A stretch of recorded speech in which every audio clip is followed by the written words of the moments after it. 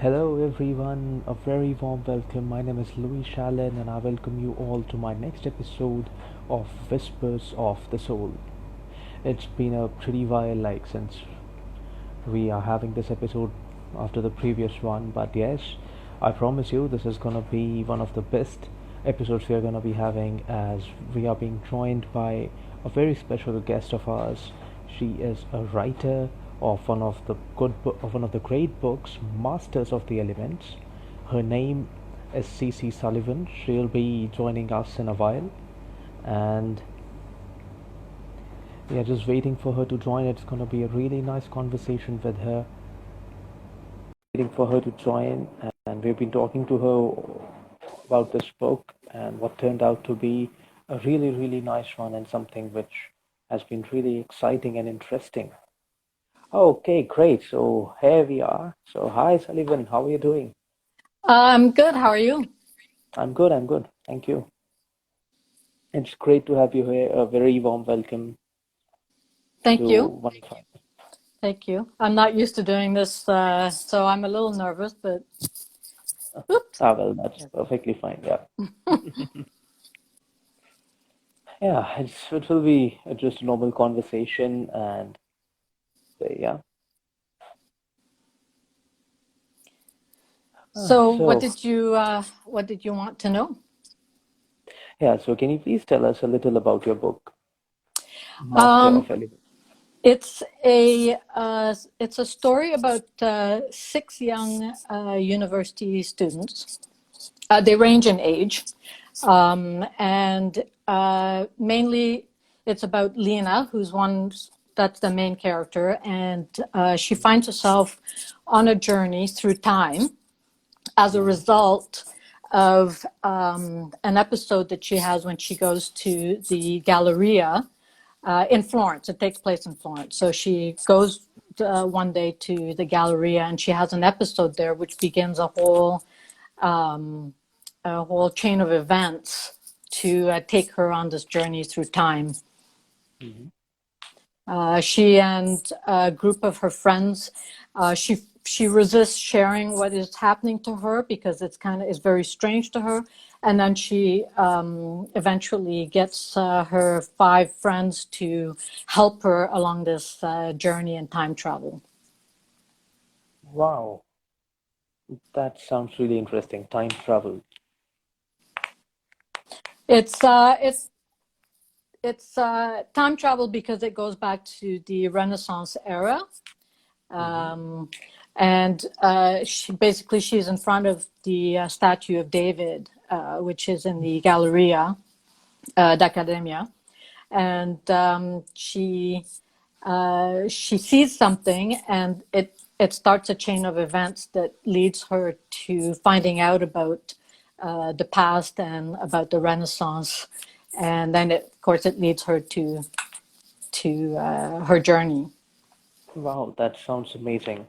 So it's kind of a journey that literally joins to different times through I would say, a string of time travel, and that opens up kind of a portal where six of the youngsters, they almost go to the past or they get connected to the past.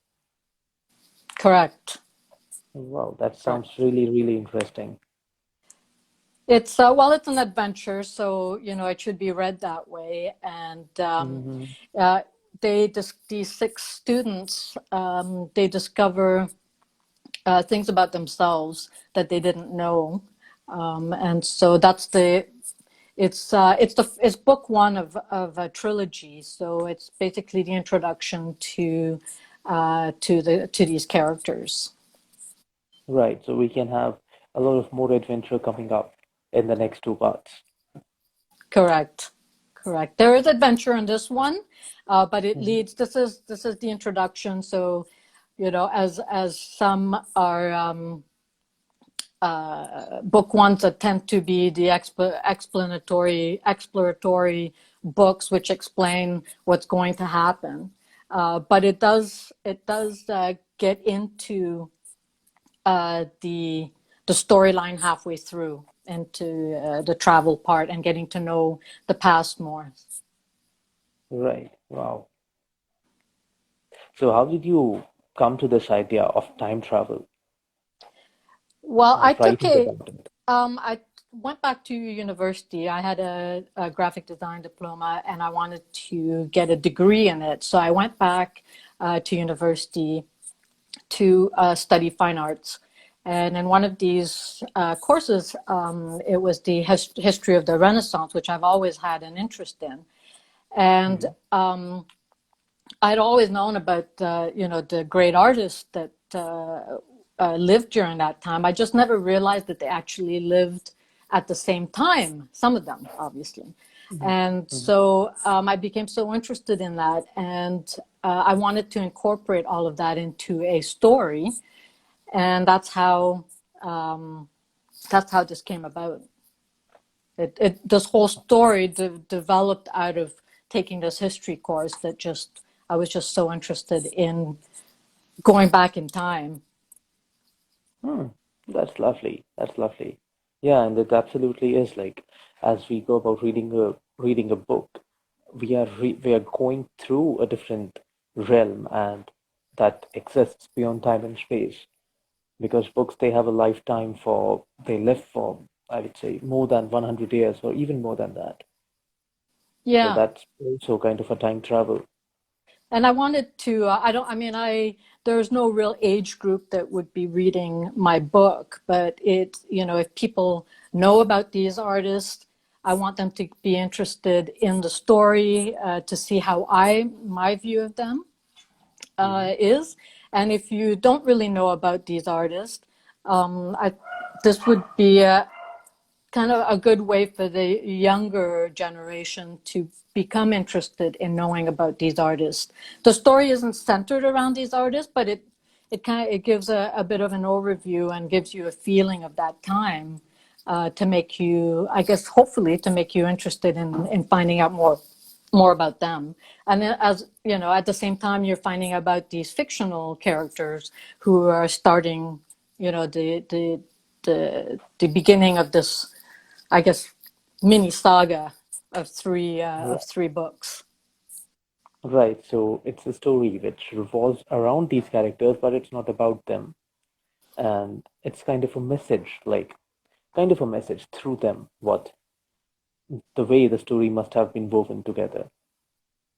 Well, I was fascinated with the fact that these artists in the Renaissance just had all of this genius in them, and and they all kind of existed at the same time, and so it got me thinking about why was that time period so strong in the arts and creation and scientific invention and everything, and so that kind of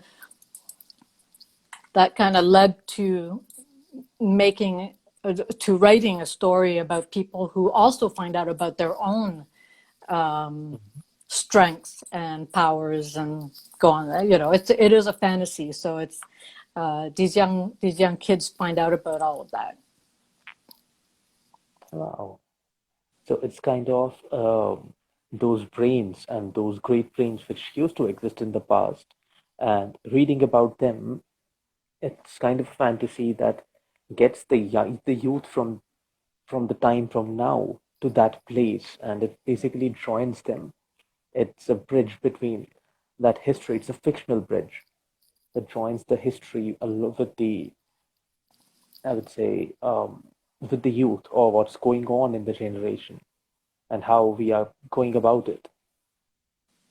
Yes, and for me personally, when I go online and I'm on in Facebook or Instagram, but personally to me, I just see so much artistic creation going on, and I personally, me, I find it incredible. And so I also wanted to put a little bit of that into my story. My fictional characters are not all artists. They all come from they're all studying different things at the university, but they find a connection with each other through this journey that they go on. Hmm. Wow, that sounds interesting. So, how has been, I would say, how has this the journey of writing this book? has changed you as a person, or how it has impacted you as a person? Well, I think that when I first started writing this book, it was just I had the story to tell, and as I was telling the story, it took different paths. I had one idea, and then the idea changed, and then it built upon it, and I'm writing other books at the same time, but this one to me was what I would consider my first book and my first journey in writing. And as I mentioned when we spoke before, that it's this book is almost like my baby that I grew up. I went through the toddler years, and then I, went back, and I went through the teenage years, and now I feel like I've reached adulthood with this first book, and I'm ready to, let it go and let it start on this new journey with the other books. So Wow. I've learned a lot, and since I'm self-published, and I know that there's a lot of indie writers and a lot of self-published writers, there's a wide scope of the things you need to learn, because it's not just sitting down and writing. That's the whole fun part. I just for me, that's the whole fun part. After you have the letting go and wanting people to know more about your book and about the story, and I don't know, I'm just very excited. There's so many indie self-published writers, and we're all on this journey, and I'm really happy to be on this journey. Of course, it's wonderful to have one of the big five, get your book, but this is it's a different journey. It's you just happen to you learn a lot. A lot of it is in your hands. You're not giving it away to somebody else to do something with. But you talked about it. I'm really, I would say, I can really connect, or rather relate with this analogy which you gave. Like, it's kind of raising a kid with writing of a book, because it's literally we nourish each and every seed of our idea about the book, and when it grows into, like, through a toddler, teenager, and that's like one of the lovely analogies, I would say, that you have given. It's really, That's what it feels like, because it's, even with a child, they grow up, and you keep wanting to bring them back and say, oh, no, no, no, wait, there's something else, and then finally, you have to let it go. You kind of say, okay, now, you can go off on your own, and people will either like you or don't like you. They'll react to you. But I don't need to bring you back and change you again and again. I think, it just seems, because it's like a baby, and like it's a part of you. You just want to keep holding on to it. And you have to learn to let it go. And that's been a process for me. absolutely, absolutely. I was wondering if you can talk about a part from the book which you really connect to, or something which is your favorite part of the book, or if you can, like, read an extract as well, so that's also good. Sure. I can read the first scene. I do Mhm. have to put the light up a little bit and put my glasses on. Um, it's just, it's the first scene in the book that I'm going to read. Mhm. And okay, so here we go. Florence, 1489. Tre, due, uno. Whoever is there, I will find you. Dante darted through the woodlands, while behind him, Damiano's faint cry resonated. Under the canopy, his feet tread upon the forgiving earth. He reached a fork in the path and hesitated, unsure which way to travel. To his left, a twig cracked, and beyond the slender trunks of saplings, something shifted. His attention set on the noise, Dante crouched low to the ground and to reach for a stick to defend himself. His fingers brushed against a cool, polished surface. This rock would have to do. He looked towards the underwood. A tree branch rustled. There! Two ice-gray eyes fixated on him. Beads of cool sweat trickled down his back. Stone in hand, Dante rose. Awaiting the beat's rush, he raised his arm, ready. The wild creature emerged on the pathway, transformed before his eyes into a young lady. Dante hesitated, astonished that those pale, unusual eyes belonged to her. She held his gaze, and Dante lowered his quivering arm. Her long dress fluttered in the light breeze, translucent. The curve of her body sent a shiver skittering through him. She lifted a finger to her lips to shush him, and though he wanted to, he dared not scream lest she stole away. Thereupon she whispered, just above a murmur. Dante cocked his head. He'd understood most of what she'd said, but one word had stood out, Firenze. With his senses coming back to him, he pointed the path to Florence. She carried a shiny silver box emitting an iridescent blue light. Except for the strange illumination, it reminded him of his mother's sewing kit, a small tin container. Their eyes met for a brief moment, and she slid the peculiar object into the fold of her finely embroidered dress. A high-pitched voice taunted from a distance, "Dante, where are you?" Her expression softened. Dante? So she stood one body's length away from him. Her warm breast caressed his cheek and tickled his ear, making the hair on the back of his neck stand on end. Was he imagining her closeness? "Si, signora. I am Dante di Ronaldo d'Alessandro," he answered in his native Florentine dialect. "How old are you, Dante?" He did not answer. A crease formed between her brow, and she repeated her question. "Quanti an?" "8," he said, and a hot flush rose to his face. The young lady's expression brightened as she moved to approach him. His heart hammered in his chest, and he turned, fleeing as fast as he could.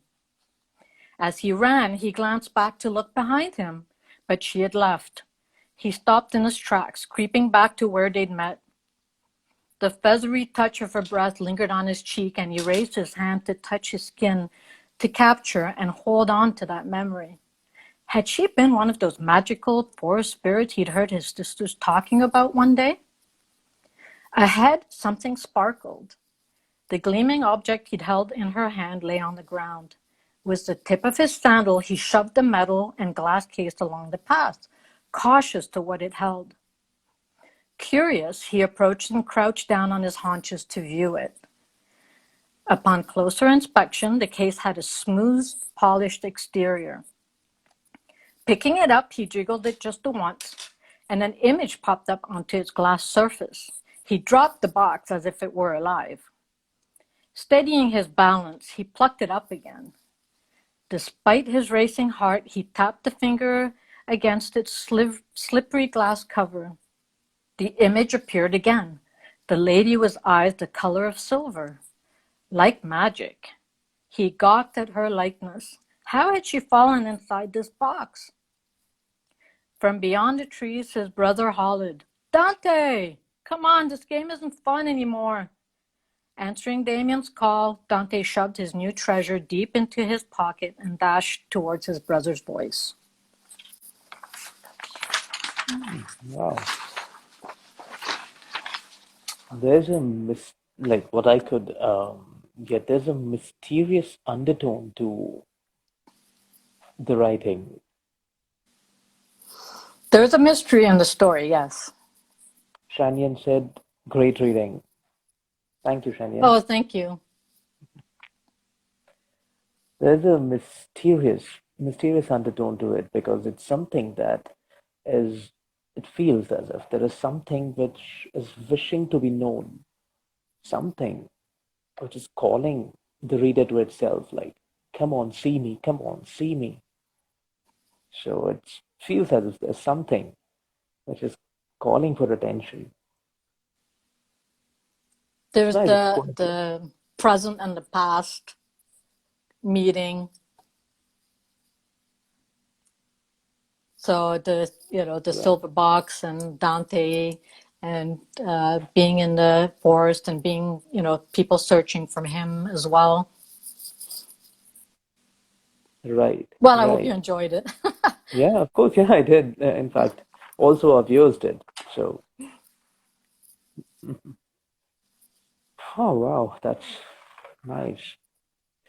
So, would you like to talk about the characters? Like, it is generally said what I have also experienced and what I've also talked to various authors and what I've also read across over the years that the characters which an author creates, one of the character is what we feel we are, what the author feels they truly are, what they can relate to. And one of the character is what they wish they would be. Hmm. I think I do have a lot of characters in my book, and so I think there's a little bit of me in each of these characters. Mhm. The main character is Lena, of course, and the main character in the parallel story is Mm. Damien, and Mm. he hasn't been introduced. I didn't introduce him yet in this first reading, which is Mhm. actually the first scene in the book. He's not introduced there yet, but he happens to be the model for the statue of David, Michelangelo's statue of David, and so that's, of course, it's fictionalized. He's my rendition of who was the model for the statue of David. Right, And right. so those are the two main characters that carry the story through. And Lena, I would say she's a little bit of me. I would probably want to be like her. If you read the story and you read the book, you'll kind of see why. But she represents the journey of really finding out who you are and what your strengths and powers are as you go through life. Mm. And of course, my book is called Masters of the Elements. And it basically talks about, that's basic, without giving away the story, that is basically what the story is, becoming a master of your own elements. And Mm. so each of these characters goes through, and this is what they learn and find out about themselves.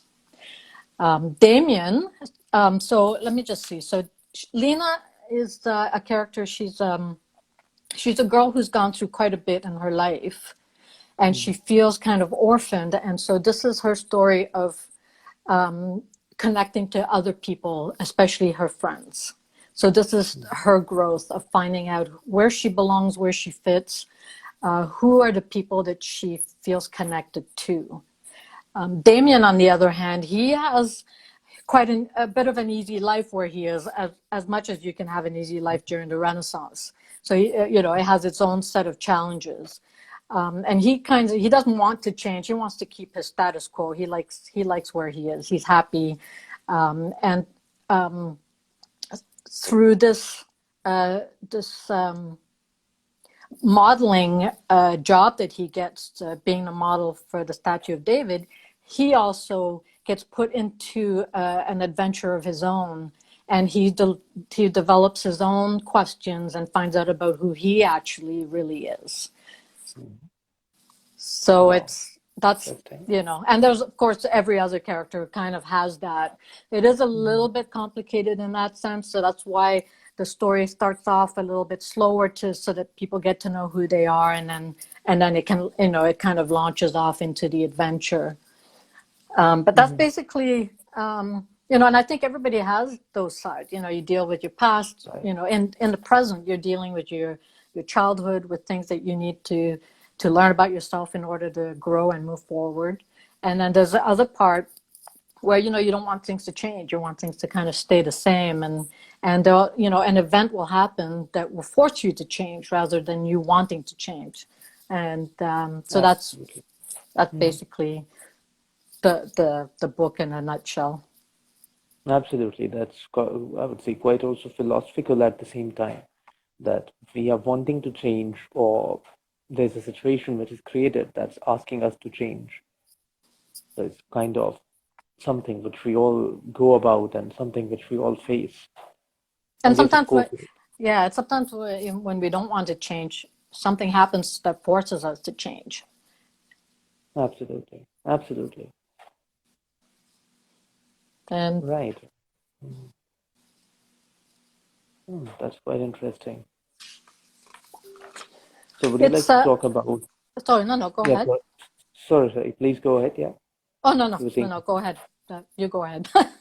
something. I can just ramble Yeah, on. right. So maybe if we can talk about a little more about, I would say, your journey or how the book has changed you as a person, like the change which you had in yourself when you were before writing the book and after writing the book. What has changed inside you? From a writer's point of view, or Yeah, from a writer's point of view? or from Well, a personal point of view as well, because one of while writing the yeah, sorry, yeah, yeah. There's parallel things. One of the ways that it has changed me is that I take a look at my own life and I see the growth that I've made as a writer and as a person, and the things that I find out about myself. And I'm kind of keeping that vague, and because if I'll end up telling the story, and I want people to read the story, but oh, right, it's of course, you can yeah. keep But that. in terms of the Yeah, elements, and it's obvious that the book is about the elements, and so um, it's a journey about finding out about even each part of you that is influenced by the different elements, as in fire, water, air, and earth. And we all have that within ourselves. Some of them are stronger than others. And finding the balance in that during the writing of this book has been sort of instrumental in helping me to think about all that.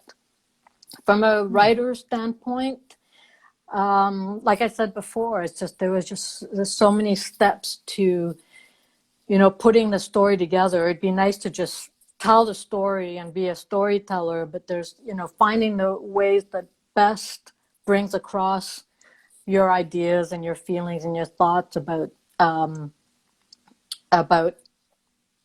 how to put together a story so that it's entertaining and it's adventurous, but you learn something as well from it. You want the reader to have that kind of growth as well. You hopefully want the reader to get to the end of the story and say, hey, what about me? Like, what about where my strengths are? What elements do I most connect exhibit. with? Is it fire? Is it passion? Is it water? Is it intuitiveness? Is it air? Is it imagination? Is it the earth? Is it the ground? Is it working with, the earth and being stable and grounded? So, you kind of, even if that's not the main gist of the whole story, you want, not you, but I wouldn't, I'd like my readers to get to the end and say, hey, I'd like to find that out about myself. Hmm. So that's to me is what I've learned, and I hope that gets imparted in the book, to lead people to learn more about themselves on that level. Right. So the book, it's mainly kind of, I would say, not mainly, but yeah, it points towards that. It has a mysterious undertone of understanding oneself and who we are and what we are driven towards and what really defines us.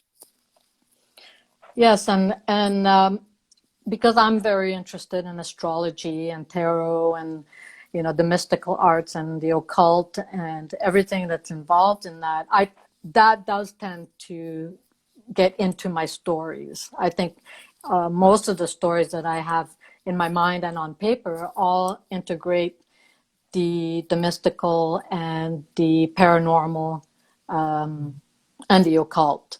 So if you are interested in that as well, you would probably enjoy reading this because it's all intertwined. It's all in the story. So Right.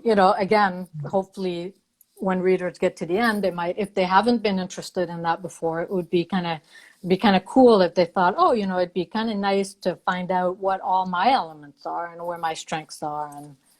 And Right, right, right. Occult, it's not, I would say, really different, or rather, it's not really any different from all occult is about is just the power of unknown. Anything that we cannot see or we cannot understand, that's occult. And there are just ways and means by which we are just trying to understand that because that's responsive in nature. We right. do something and we get a response and we calibrate it each time. And with that proper calibration, with those readings, we make a system and that's how it works. Be it tarot, be it astrology, or be it any other form of occult. So, well, needless to say, life isn't any different Correct. because Yes. it's as mysterious as it gets, and it's as I would say, there are a lot of things which doesn't seem logical, but they are true. But they are with having no logic. That's exactly where the logic lies. They are paradoxical, and that paradox is what we are living, and that paradox is life. So it's, I would say, more of a book on, it also leads to a self-discovery of the reader when the reader goes through and lives through the characters which are created in the book. And I think too, if you look at the whole time travel idea, is we look to the past, whether it's distant or whether it's recent, with our own current lifetime past, Mm. and you look at another historical past, you learn more about yourself as well, because going into a distant past, you wonder how you would have and what you would have done in that time. Would you have thought the same thing as now? Would you have, astrology really started during the Renaissance. Leonardo was very much into astrology, and people were becoming very much in tune at that time. It wasn't really considered astrology by itself. It was actually still part of the science group because it was the study of the stars.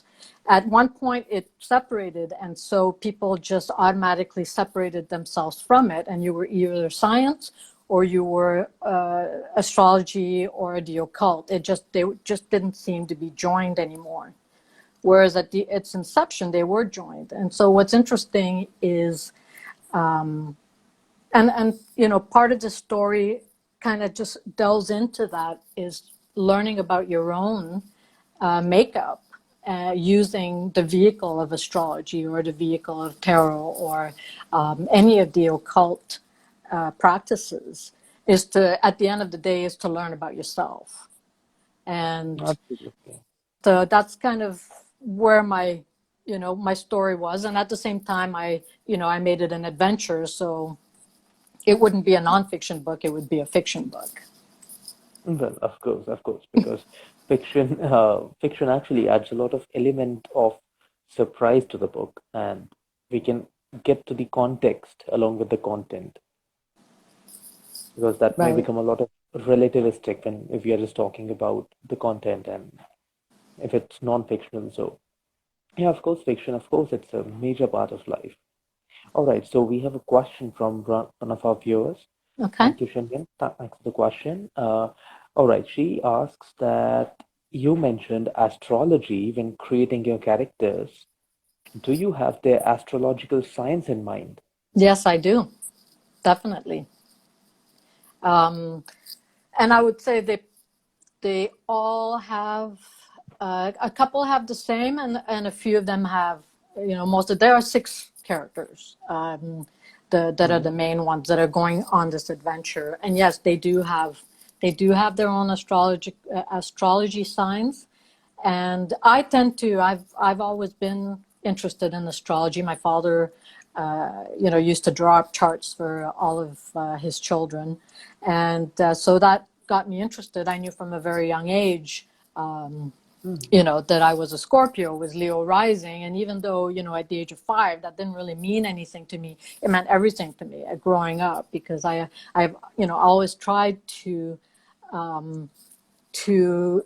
understand myself more using that. And that's very general. That's not even looking at your own charts. That's just saying, okay, I have, you know, the water element and I have the fire element. And, you know, so you kind of already start, even with that basic, you already know that you have that basic knowledge of yourself, and you can already use that to your advantage and to make it work for you. Right, right. So it's also a self-reflection onto the characters through which you must have been relating to, like with your sign or the signs with the people who have been in your close groups. Yeah, and even on a general level, if, you know, somebody starts to read, and I don't necessarily make it obvious that astrology is part of the story right from the beginning. But, you know, if people are interested in those subjects, you know, I tend to, even when I'm reading and I'm not reading my own book, I'll tend to look at character and I'll be like, oh, I wonder you know, what sun sign she is. You know, she sounds very much like an Aries, or she sounds very much like a Virgo. She's very careful, you know, obviously Right. in the general Of- sense, but, you know, you Mhm. kind of have fun with that. You kind of go, oh, you know, I wonder if she seems very much like me in these ways. I wonder if she's a Scorpio, or, you know, a Pisces, or whatever sun sign you happen to be. And to get away from astrology a little bit, it's the elements really that you need to really look at. You know, water is intuition, and fire is energy. And so how do you know, how would you use those two if those were your two strongest elements? And that basically, you know, that's, to me, that makes up the whole story. I could write a whole story just based on astrology if I wanted to. Right, but it's also the response that we make based on the elements we have, and the different behaviors or different defense mechanisms which we portray based on them, or And different strengths that we have. exactly, and how two people's elements can integrate and work together. You know, Right. a water person was a fire person, or a water person was an air person. And, you know, we're made up of all elements. We're not just made up of, you know, the sun sign and the moon sign and the ascendant. We're made up of all of the elements. It just, you know, when, for like natal chart, for example, will describe, will tell you basically, like a map, will tell you what all your strengths are, where there might be some weaknesses. And it doesn't tell you what's going to happen to you, but it almost like gives you a map right at the get-go and says, this is what you're given. And, you know, so use what you know to move yourself forward. Well, that's lovely. All right, so we have another question from our viewers from Shin Yansen. Okay. Uh, where do you find your inspiration on your bad days? As a creative myself, I know that we do not always wake up with the perfect content in the mind. Well, you know, um, as for myself, I'm a graphic designer. That's what I went to school for. That's what I learned. That's what I did most of my career, was graphics. When you're in a job where you have to create on demand, it becomes a ritual. You sit there, and sometimes it's not easy. Sometimes you sit there in front of your computer or with a paintbrush or a pencil, and you just have to start, because sometimes you hit that, you know, you hit that wall. Either you don't know where to start, or there's just so much, and you know, you just have to get yourself organized. And, you know, you have sometimes, you know, I found as a designer, I would put all of my ideas into one. You know, I'd be like, oh, this is so cool, I'm going to put it in. Oh, this is great, I'm going to throw it in there as well. And then you'd have, you know, basically dog's barf, right? It would just, but if you don't start with that, It's always better to put more, and then you can take some away. But for me, waking up in the morning, I'm one of these people that I don't have really a difficult time to create if I want to create. But that's just because I've got into the ritual of designing and being creative on demand. I couldn't wait. When you're being paid at work to come up with an idea, you can't sit there and say, well, it's going to take me 6 months to come up with an idea for something that is needed that particular day.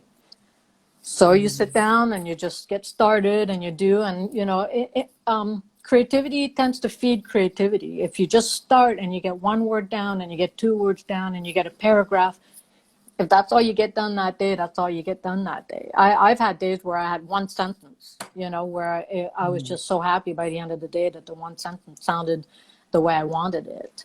And I might have left it and looked at it at another time and it just sounded like garbage. But on that particular day, that's what got me through that day. Right, that's the victory on that day. That's what we can call a victory. Yeah. All right. So I would like to add a little, as I've been reading about the science myself, about astrology, and it's quite a pertinent question from a viewer, and I was personally want to add to that because uh, what my outlook has been for these many years that many a times what happens is our sign determines how we are going to respond to a particular situation or how we are going to be in our nature of expending our energy. Like I think you being a Scorpio, you're a water sign. So water Right. is something that starts with power, that starts with so when water has energy, it is generally potential energy. And when it starts at its maximum. So that makes you more of a morning person. And for example, me being a Leo, so Leo is like fire. Fire grows. It grows, it needs time. But when it grows well, it's established. It always has a very small and very, I would say, a very tiny start. It's just like one leaf, 2 leaves, 4 leaves, and then it grows up to a forest fire as well. And then air, it needs space. It needs space to grow its energy, and then it turns into a wind or maybe also a tornado. Right. And earth, they are as consistent people, they are very consistent. They provide space, they give space to everyone, they have space for everyone, they are welcoming, and they are the best hosts, I think. That's what makes one of their good parts as well.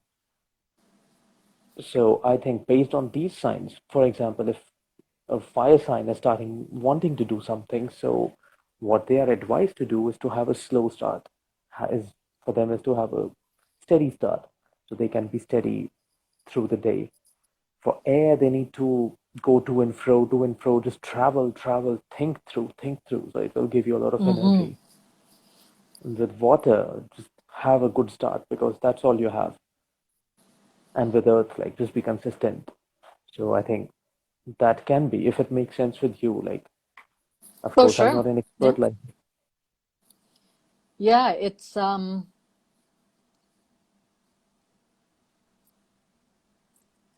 if I can add something to that too, is yeah. if you yourself know that you are, I think especially with creativity, but it can be for anything. But I'll relate it to creativity, whether it's writing, whether it's art.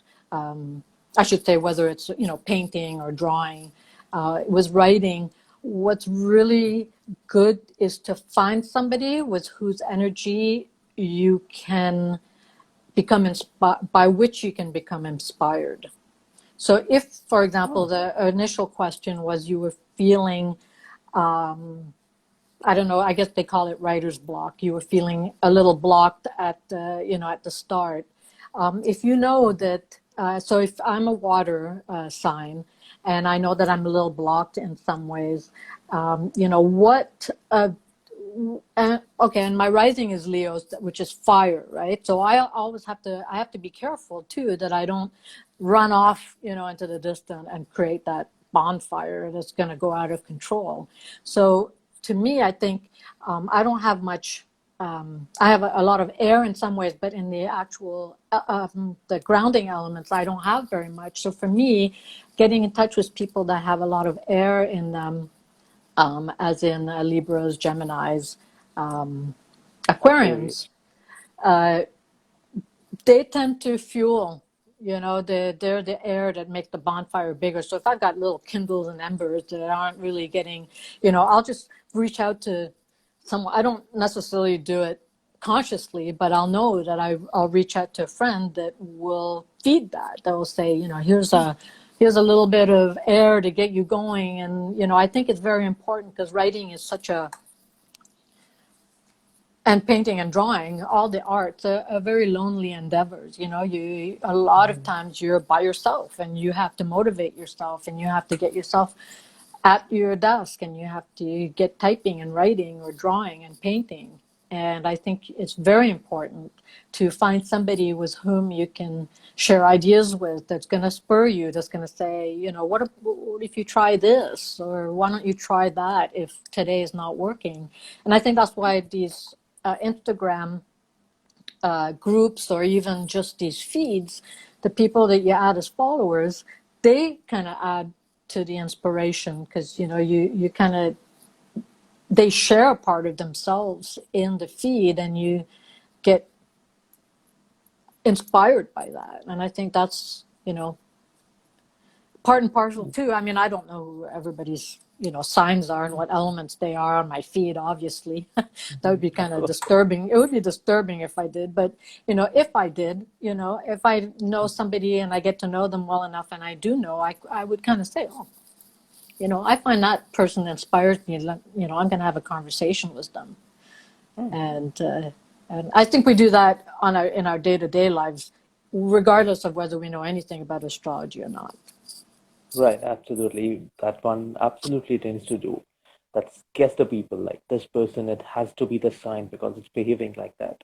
And yeah, these energies of other people, they are complimenting sometimes, sometimes they are not so complimenting, and this truly matters a lot in many of our endeavors, because when it comes to some of the particular activities, it's not really from our primary sign with which we are working.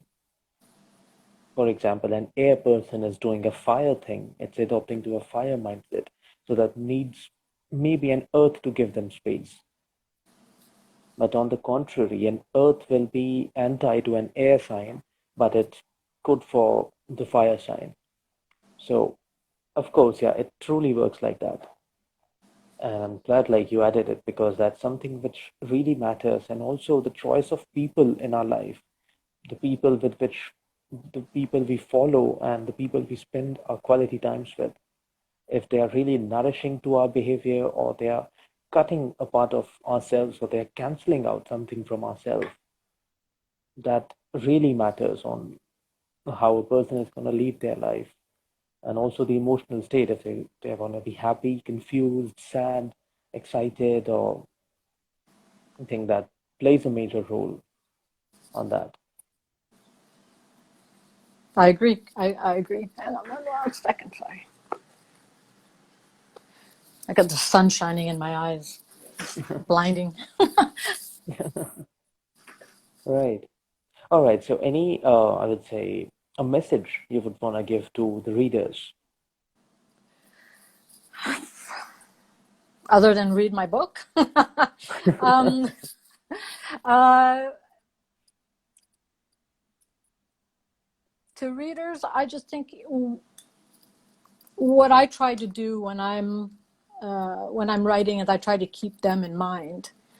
And I think reading my book in particular is to think about those things yourself. If you're not really knowledgeable about astrology, it doesn't really matter. I mean, it's just. But if it leads you to finding more about yourself, I think that would be my message: is to, find out more about, the distant past, about what people did before. Also to find out about what makes you and where your strengths are. And I think that's pretty much where I'm going with my story, is to find out what your strengths are and to use them and to be able to move forward with your own strengths. And hopefully in some of these characters, you can see yourself and you can, it can lead you to learning more about yourself. So that would be, I think that would be my message. Wow, that's wonderful.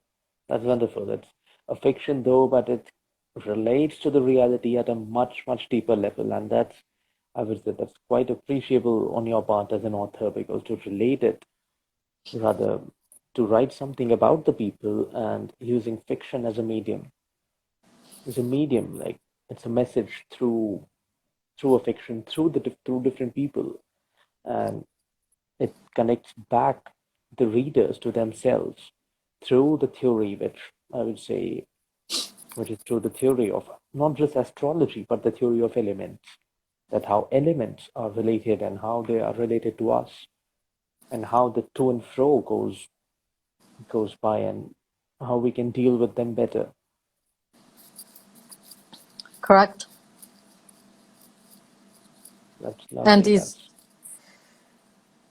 and to remember too that it's a fantasy novel and it's an adventure and mysteries thrown in there and mhm, hopefully it makes people feel like they've gone to Florence. If they've never. I mean, I went when I was younger, and that's one of my inspirations was being in that city.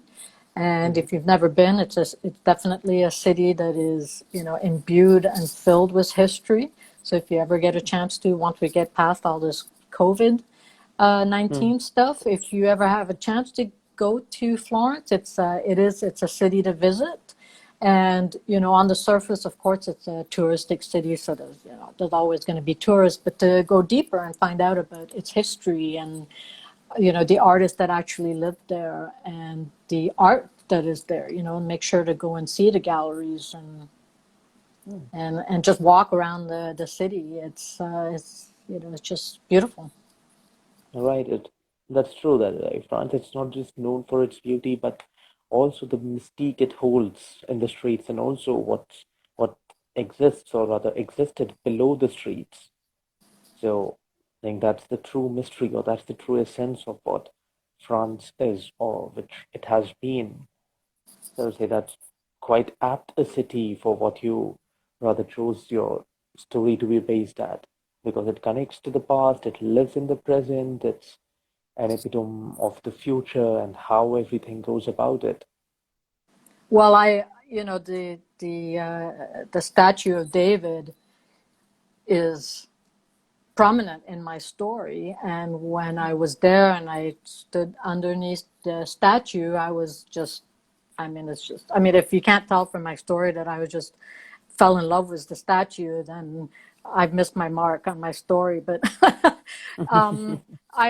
my son's named David.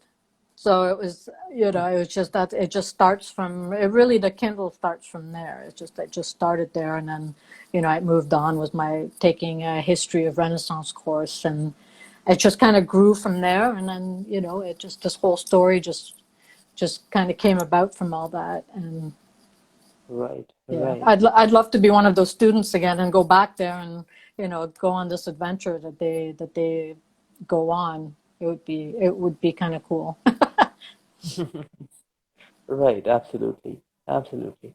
So I missed out on one point. Like, would you like to talk a little about what you mentioned initially for history and history, which is distant history or immediate history, like which is a few months, a few years back, or something that existed ages back?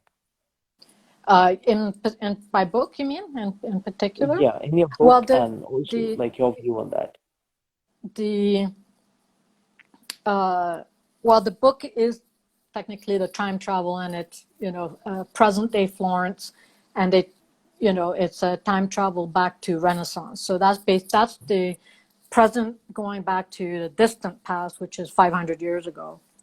Mm, And as far as my own personal past as a writer, past, sorry, as a writer is I'm originally from France. I'm French, and so history and the past and everything that has to do with it is just, I can't say it's a part of me, but it's just I read so much about it that I just, I wish I could kind of hop there and see, how it was. Of course, there's some time periods where you just wouldn't want to be there, as in the plagues and all that. Like you just want to skip those parts, just like you want to, we want to skip the 2021.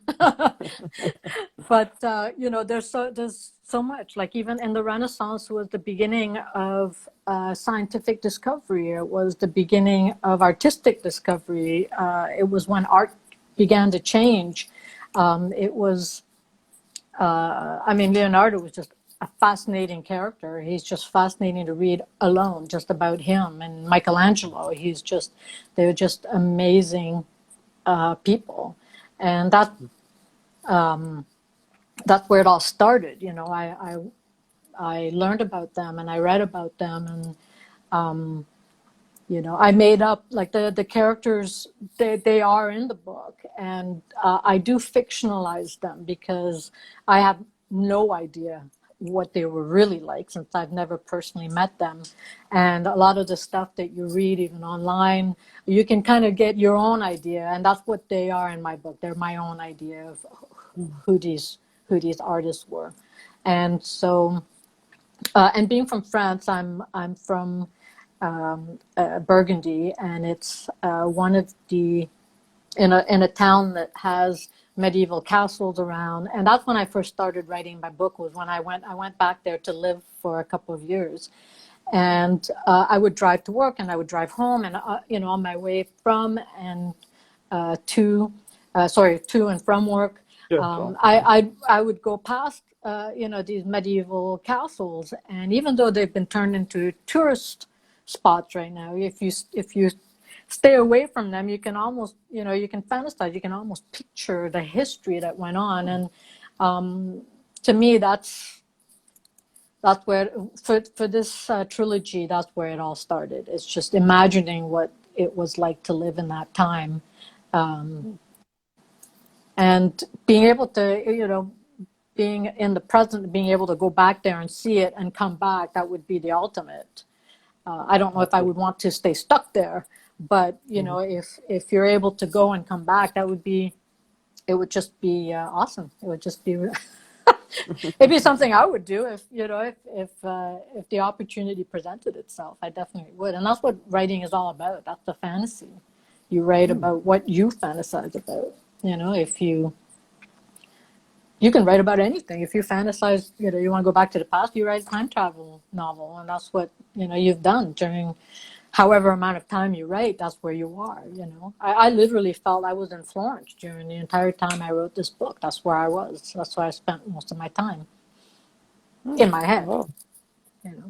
Yeah, of course. Time is a relative phenomenon, and it's all in the head. It's all about what we think about it, and it's quite relative in nature. Wow, I'm always thought, I'm not I shouldn't say I'm not, never say never. I've never really done any world building of places that don't exist, and you're making them up from scratch. But in my book, I know that I have smudged some things, because it's very easy nowadays to use Google and say, well, how long will it take to get from this point to that point? And on Google or on the maps, it'll say it takes 2 hours. In your book, it takes like 10 minutes, right? You just go like, we're just gonna bring that over here because I need that place to be closer to where I am. So if people read the book and expect to go map and go, wait a second, that's what fantasy is. You can kind of pull in and details that you want to work for your story. I tried to keep as close to